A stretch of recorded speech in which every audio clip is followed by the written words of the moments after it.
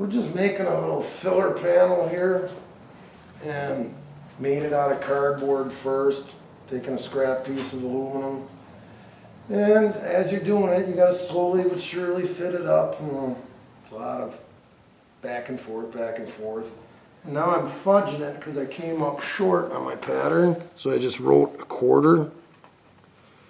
So I'll go from here to here and then freehand it. We'll straighten it out as we're cutting it. From here to here was good. And we got a new tool.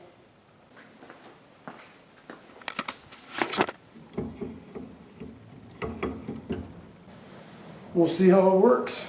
You know, it's like a two-man job. One guy just, the longer you can make your cuts, the less, jagged. And then we'll finish it up on the belt sander. Well, this thing has been in accidents, and it's been, beat around, and it's kind of sloppy. We want to tighten up that fitting, and we're thinking of adding on to the backside because that's the lever action that's going on. And then we're going to go underneath, and you'd pull a lever instead of having this thing even in the way. It vibrates against the grill, and it's eroding away at it. And this will make all the air that's coming in force through the radiator.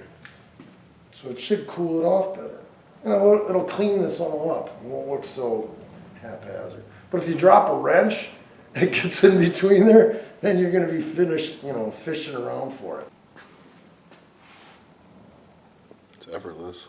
Oh wait, stop before the end. What happens if you go all the way to the end, then you get like a flat spot. Okay. Kind of. Once she starts digging in.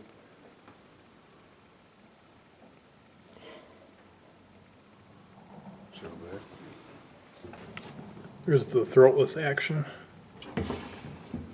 Well, you know what it's like when you use a pair of tin snips and you get so far, then you got to have one guy pulling on the metal and another guy, operating the tin snips, and even with the electric scissors too, that little strip that coils up goes a lot better if two people are working it and one person is, pulling on that strip, and then you can push faster. Right now you can see it was a lot of fiddle farting around, trying to get it close. There's going to be more holes screwed in that hold it. You don't want this thing going, nah. And all the air has to go through the radiator now. This will be painted black. We're going to get some edging. This has to be filed, but you get the idea of what it's got to be. And then we got to make a notch for this thing to come down. That's our next step. Bring it down and mark it so that can catch on the latch. And then it'll be done. This is how we found out where all the screws should be. I just put a blob of grease on something, and when I close this down, you'll see that wherever it leaves a blob of grease, you're going to cut that out.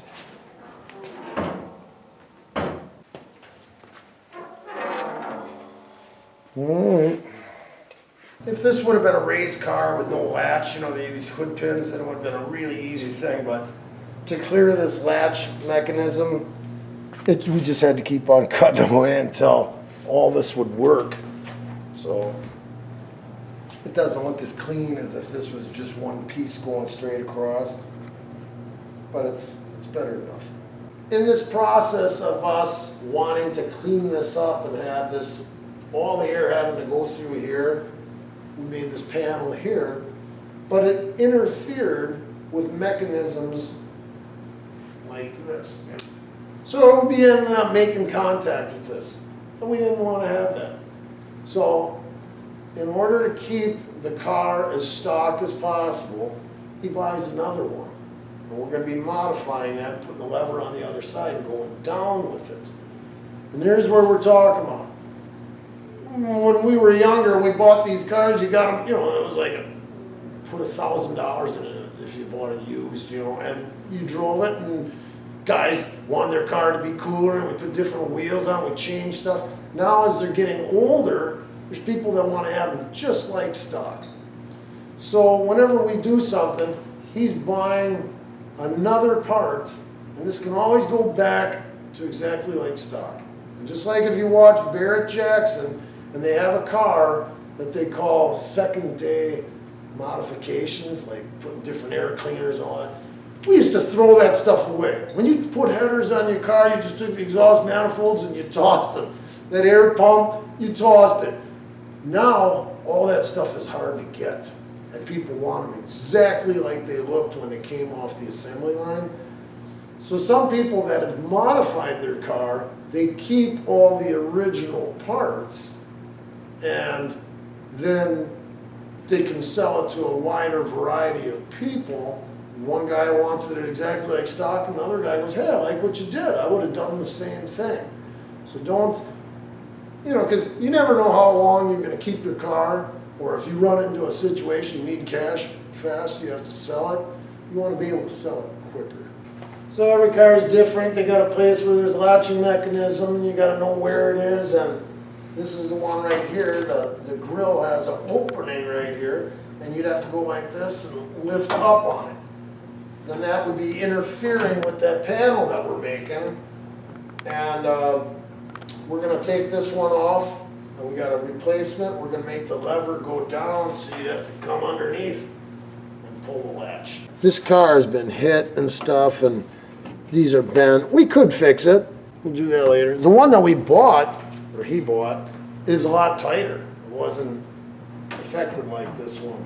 And the mechanism works really great. So we talked about how this was going to be removed because it comes up into our panel, and we're going to be putting our leverage so it goes down.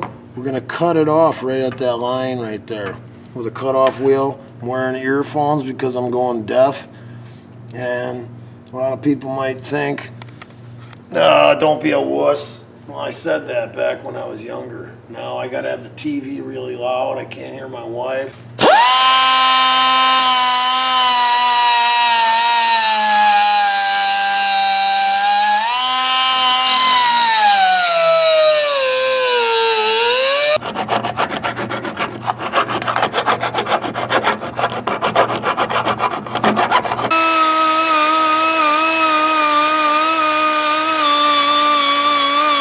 Trying to get the shape of what you'd want. And if this goes out, same piece of metal, I'm going to cut it across that way.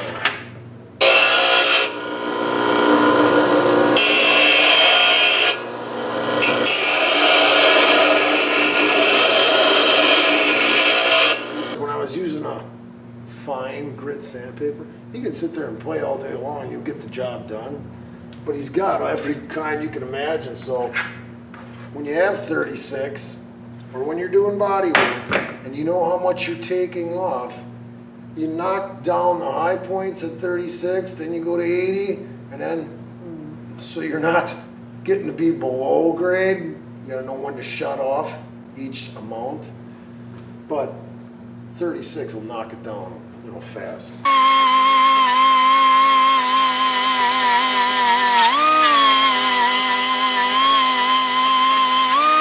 You can see there's a lot of leverage, and we're going to have it coming out right here. So it's hard on my back, but instead of going way down and pulling straight down, we have a cable so it comes right here, no problem looking for it. So what we do is have the mechanism up right here. Now this is all chopped off and then added it on here and lubed it all up. Later on, when we take this all apart, we're going to paint it. But you want this thing to work as nice as you can. It makes it easier to pull the cable. It just comes down and then engages, and then it's all loosened up now. It works really good.